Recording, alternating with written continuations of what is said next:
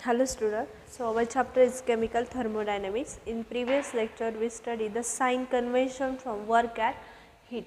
So in this lecture we study the expression for pressure, volume or PV and work. So यावर question विचारला जातो, right the expression from pressure volume और work और काय right the expression from pressure volume त्याचंच आपण P V आणि Q म्हणू शकतो. प्रेशरला काय म्हणतो आपण P, then volume V and then Q. So first in this lecture we study the expression of pressure.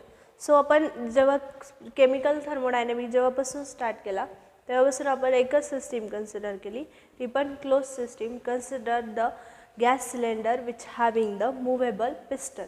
So आता हे एक्सप्रेशन डिराईव्ह करताना आपल्याला तेच कन्सिडर करायचं आहे. सो फर्स्ट सेंटेन्स काय, फर्स्ट स्टेटमेंट किंवा जे एक्सप्रेशन तुम्ही राईट करणार आहे तर त्याची फर्स्ट लाईन काय येईल, consider the having the gas cylinder which having the movable frictionless piston.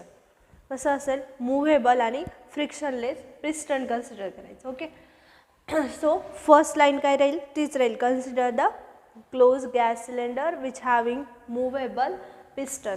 So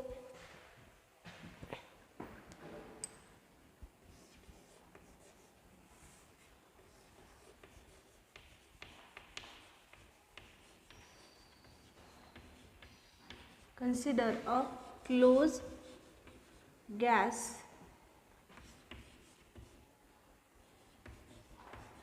cylinder which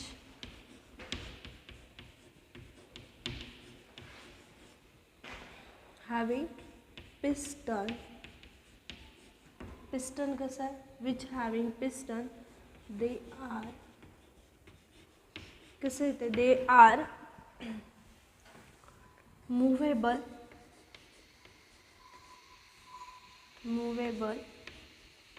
and frictionless piston. Which कसं आहे ते मूव्हेबल आणि फ्रिक्शनलेस पिस्टन कन्सिडर करायचं. सो फर्स्ट आपण डायग्राम ड्रॉ करू. हे काय झालं, this is the gas cylinder which having, त्याच्यात काय आहे, सम गॅस आहे.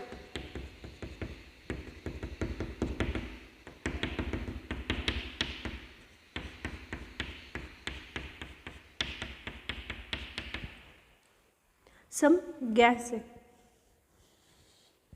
सम गॅस और काय म्हणू शकतो, सर्टन गॅस. आपल्याला माहीत नाही स्पेसिफिक किती प्रमाणात गॅस त्यामध्ये इन्व्हॉल्व आहे. त्याला काय, which having a movable piston, पण ते कसं आहे, frictionless, which having movable piston.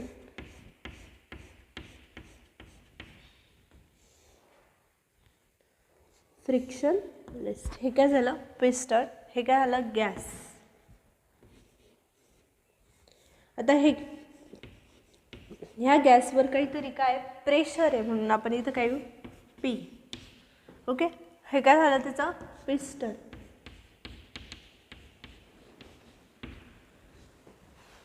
आपण आता हे काय झालं पी प्रेशर, देन पिस्टन घेतलाय, यावर वरतून काय झालंय, एक्सटर्नल प्रेशर अप्लाइड झालंय, पी एक्स करू,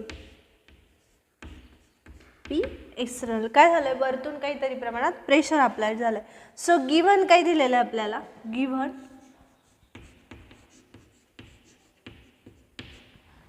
काय दिलेलं आहे, पी प्रेशर दिलेलं आहे, देन पी एक्सटर्नल. सो पीलाच काय म्हणतो आपण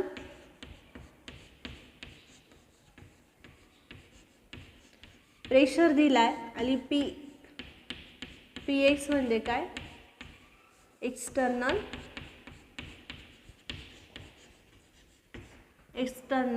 pressure.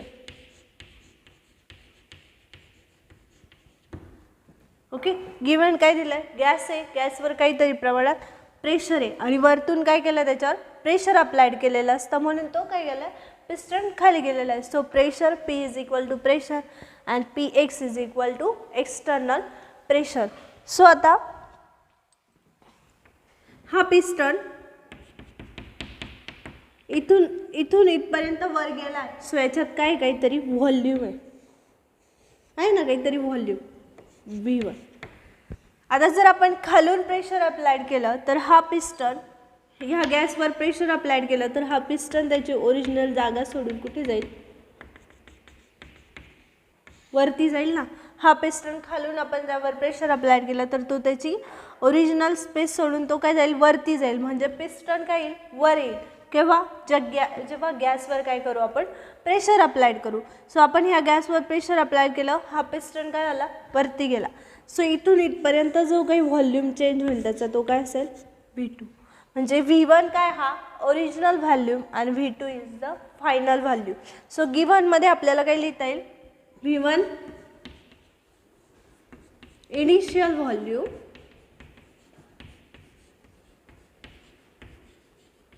and V2 is equal to final volume. Okay.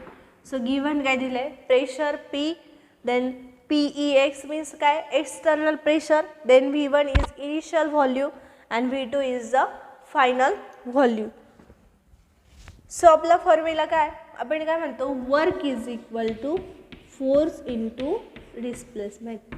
हे काय लिहिलं, वर्कचा फॉर्म्युला लिहिला.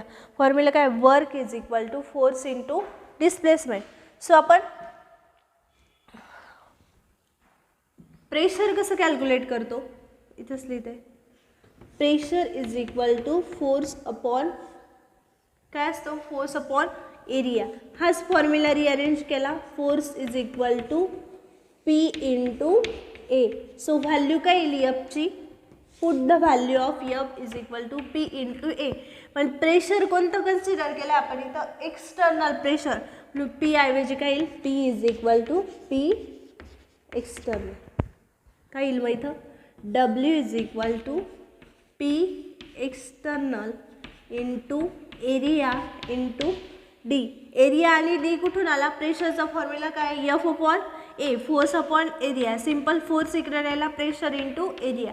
सो व्हॅल्यू ऑफ प्रेशरची काय झाली, P इंटू A. पण प्रेशर कोणतं कन्सिडर केलं आपण, एक्सटर्नल. मग W is equal to P external area into D. कळलं, प्रेशर कुठून, प्रेशरचा formula F upon A. Simple formula rearrange केला, फोर्स इकडे राहिला, प्रेशर इंटू एरिया. तर फोर्सची व्हॅल्यू काय पुट केली आपण, फोर्स इंटू एरिया आणि फोर्स इंटू एरिया और प्रेशर इंटू एरिया. और प्रेशर कसं कन्सिडर केलं आहे, एक्सटर्नल प्रेशर. सो आपण मागच्या प्रिव्हियस लेक्चर बघितलं होतं, area into D, area into D, त्यालाच काय म्हणतो आपण, volume. V is equal to आपला जनरल फॉर्म्युला इथंच लिहिते, V is equal to A into D. So इथे काय येईल मग, volume W is equal to P external into area into D काय आला, V. बट व्हॉल्यूम कसा आहे आपला, V1 अँड V2. सो काय येईल, डेल V. काय झालं आहे, त्याचा व्हॉल्यूम काय झाला आहे, चेंज झाला आहे. सो काय येईल formula, P external is equal to del into V. So del V आपण कसा लिहू शकतो, डेल V कसा लिहू शकतो, W is equal to P external into del V म्हणजे चेंजिंग व्हॉल्यूम. कसा चेंज झाला आहे, V2 मायनस V1. काय झालं आहे, फक्त व्हॉल्यूम चेंज झाला आहे. आता इकडे हे लक्षात ठेवायचं, प्रेशर कसा अप्लाय केला आहे आपण, अपोजिट डायरेक्शनने अप्लाइड केला आहे, म्हणून त्याला काय आला, निगेटिव्ह साईन. P एक्सटर्नलला काय साईन येईल, निगेटिव्ह. किंवा निगेटिव्ह साईन येईल, कारण प्रेशर काय केलं आपण, अपोजिट साईडने काय केलं, त्याच्यावर अप्लाइड केला. सो एक्सप्रेशन काय भेटेल लास्ट आपल्याला, W is equal to minus of P external into V2 V1. हे काय भेटलं आपल्याला लास्टचं एक्सप्रेशन. सो एक्सप्रेशनची आता एक्सप्रेशन भेटलं आपल्याला, P external into V2 minus V1 is it expression for work, expression for pressure, volume and work. त्यानंतर आपण next बघितलं, जर कंडिशन दिली आपल्याला V2 and V1 and V1, next आहे V1 अँड V2. जर अशा कंडिशन असेल, जर V1 जो काही आपला V1ला काय म्हटलं आपण इनिशियल व्हॉल्यूम आणि फायनल व्हॉल्यूम, जर आपला फायनल व्हॉल्यूम जास्त असेल V1 पेक्षा तर तेव्हा गॅसचं काय होतं एक्सपान्शन होतं, कारण तो काय जातो वरती जातो, तेव्हा गॅसचं काय होतं एक्सपान्शन होतं. आणि जेव्हा एक्सपान्शन होतं तेव्हा वर्क कसा असतो निगेटिव्ह साईनमध्ये असतो. जेव्हा एक्सपान्शन होतं तेव्हा वर्क डन काय असतं निगेटिव्ह साईनमध्ये असतं. आणि जेव्हा इनिशियल प्रेशर हे फायनल प्रेशरपेक्षा जास्त असेल, इनिशियल खालचं आहे फायनलवरचं आहे जास्त आहे, सो इनिशियलपेक्षा तिथं काय झालं गॅस कॉम्प्रेस झाला. काय झालं कॉम्प्रेस झाला. मग कॉम्प्रेशन झाल्यानंतर इथं काय कॉम्प्रेशन, तर वर्क W काय असेल always positive. So first expression for pressure, volume and work चं कन्सिडर करताना फर्स्ट जे काही एक्सप्रेशन आहे विचारलं जातं write the expression for PV और write the expression for pressure volume and work. So त्यात एक्सप्रेशन लिहिताना first consider the close gas cylinder having movable piston, पण ते पिस्टन कसं पाहिजे फ्रिक्शनलेस पिस्टन कन्सिडर करायचं. ओके, सो नेक्स्ट काय करायचं आहे एक बीकर कन्सिडर करायचा विच हॅविंग द गॅस, त्याला काय करायचं मुव्हेबल पिस्टन फिट करायचं. ओके, सो गॅसला काहीतरी ऑलरेडी प्रेशर असतं म्हणून तो काय केला P कन्सिडर केला आणि वरतून काहीतरी एक्सटर्नल प्रेशर अप्लाइड झालं त्यामुळे काय झाला पिस्टन्स खाली गेला. सो म्हणून काय झालं P external. So given P is the pressure, Px means what P external pressure. गॅसमध्ये ह्या पिस्टन इथपर्यंत गेला म्हणजे त्यामध्ये काहीतरी काय व्हॉल्यूम इज व्हॉल्यूम V1. जर आपण गॅस खालून प्रेशर अप्लाइड केलं तर तो काय जाईल वरती जाईल, सो त्याचा व्हॉल्यूम काय असेल V2. So V1 is initial volume and V2 is the final volume. We calculate work is equal to force into displacement.